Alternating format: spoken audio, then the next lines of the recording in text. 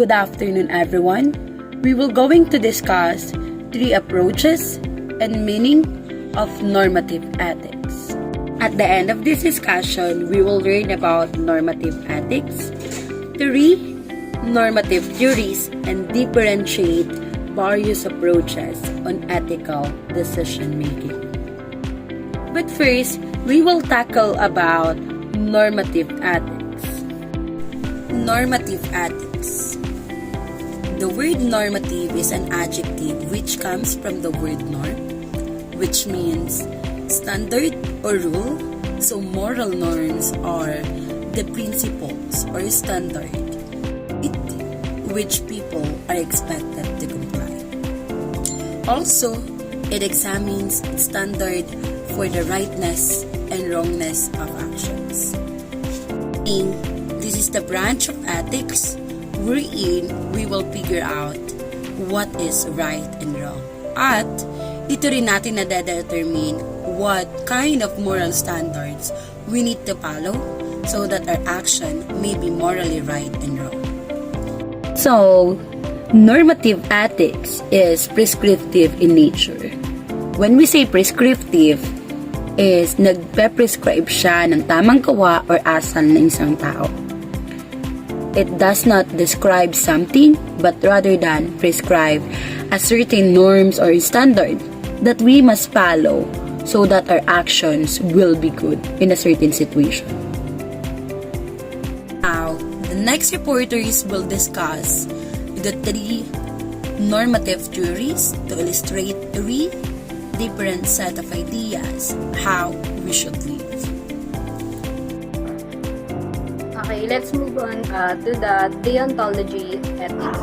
The word deontology derives from the Greek word for duty or deon, meaning obligation or duty. Deontological system hold the moral worth of an action lies in your conforming duties and rules. It is opposed to be considering the consequences of what you do. Meaning, the purpose of deontology is to may sinusunod silang duties and rules considering the consequences or kahihinatnan nito. Especially, it is to say na it is your moral obligation to follow the rules. Alongside obligation, duties and rules, deontological theories also consider rights because your obligation to follow rules and duties implies that there is an intrinsic or built-in value of doing so. Meaning, there is a basic moral rule that is in a common na sabihin natin ay yung iilan sa kasama ng mga 10 commandments example. Na first one is, do not murder. So example, the first one is, do not murder. If you follow the rule na do not murder or wag kang pumatay, you have right also to be not to be murdered. And also, second one, do not steal and do not lie. Na for example is obligation ng tao na magsabi ng katotohanan or tama man o mali regardless sa kahihinatnan po nito.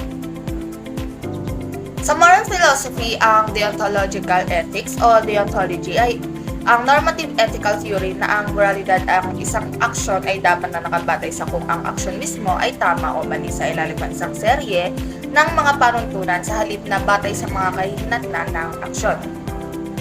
You think you know the difference between the right and wrong, don't you? Where the idea of right and wrong comes from is a question that stems from a branch of philosophy known as ethics. Ethics can be really hard to define since what you think is right or ethical might be very different from what your friends or family members think. Immanuel Kant's deontology tells us that sometimes we have to act in a way we believe is ethically wrong because the outcome will be good. Noong 18th century, the age of enlightenment was in full swing. People were beginning to rely on the principles of natural law which states na meron talagang tama at mali na kailangan maggamitan ng reason or our personal sense of logic comes to figure out the difference. During this time, si Immanuel Kant ay isang German philosopher. He developed a branch of ethics that was solely based upon one's sense of duty to act in the way we see as right. Kant's deontology is guided by an individual's own personal sense of morality or what is right and what is wrong to us. Sikat ay isang scientist and scholar na kung saan kabilang siya sa mga libro patungkol sa science, morality, and history. Ang term na deontology ay nagmula sa Greek word na deon, na nangangahulugang tungkulin.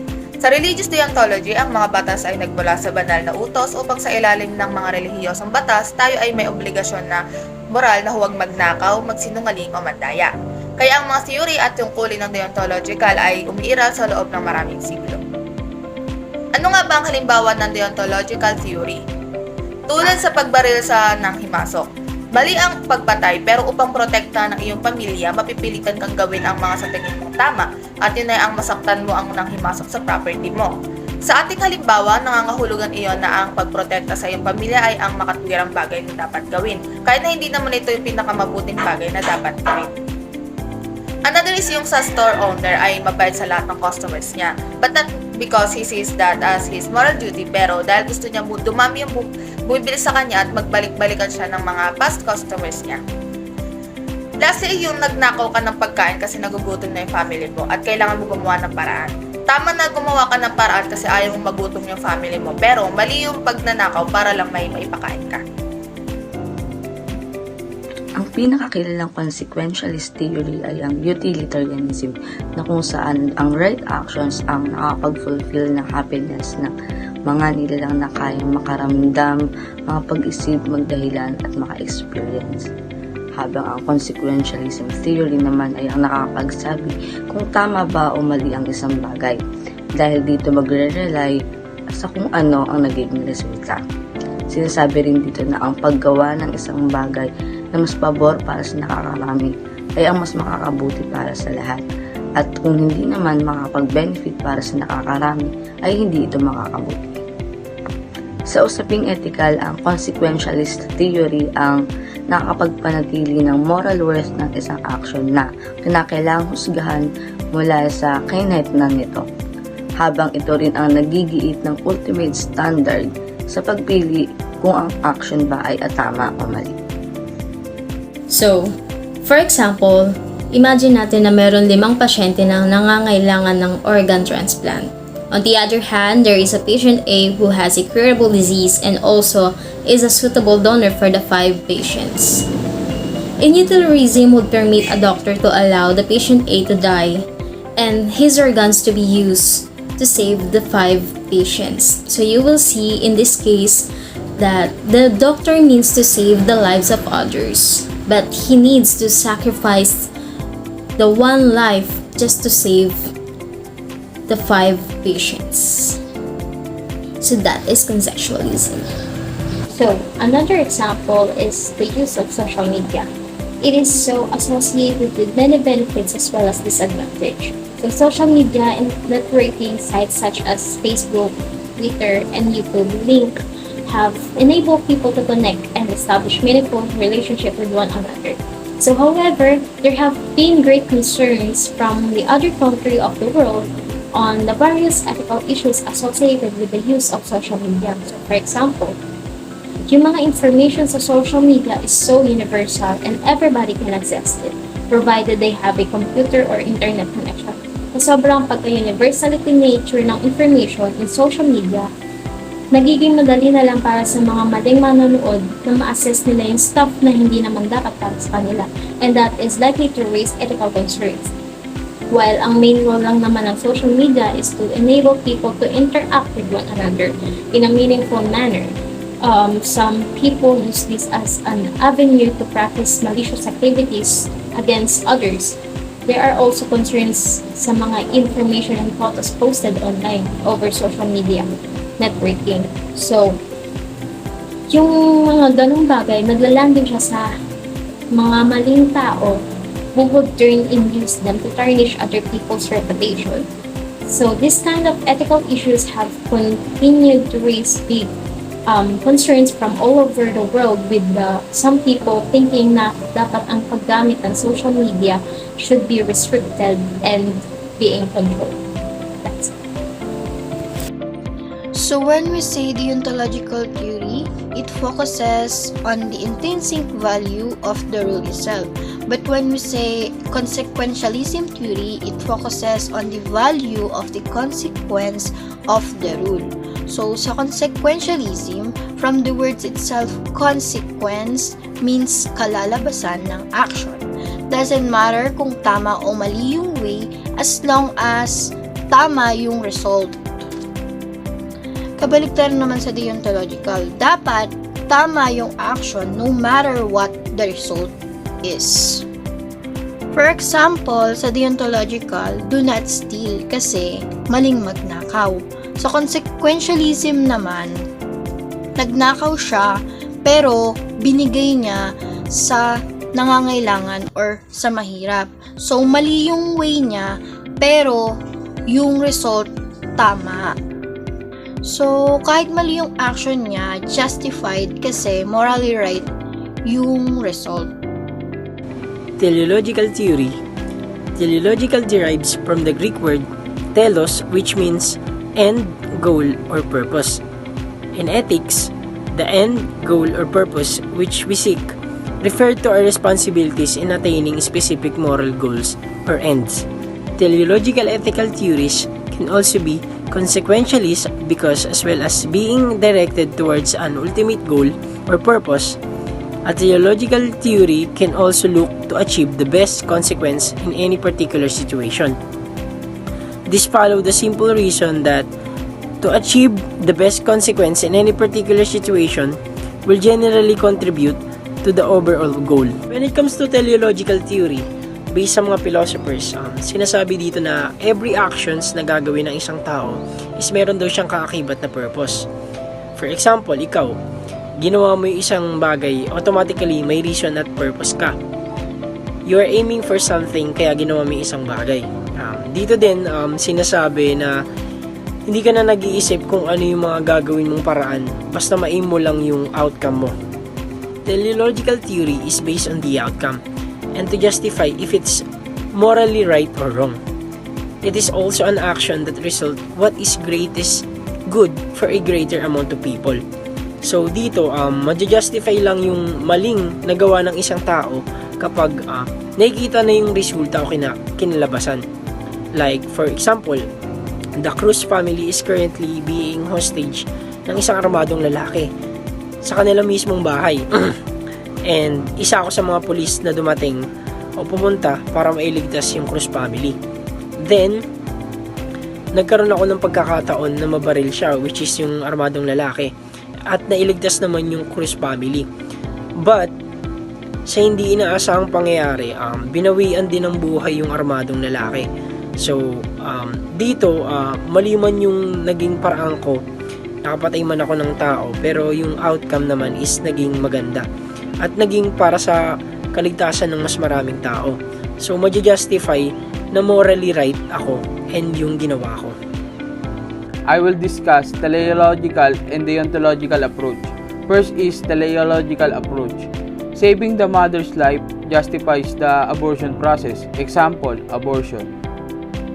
Etong teleological approach is sinasabi dito, yung abortion process raw is tama kasi maliligtas yung buhay ng ina kaysa dun sa batang pasilang pa lang. Kumbaga itong teleological approach is yung pag-abort ng bata sa kanya is kinukonsider na tama kasi mas pinapriority niya yung buhay ng mother kaysa dun sa batang isisilang pa lang. For example, yung mga nabiktima ng rape or mga nanay na hindi kaya magbuntis. So, mas pinili nila yung buhay ng ina kaysa sa bata. Nagiging tama siya sa teleological kasi ayun yung mas nakakabuti.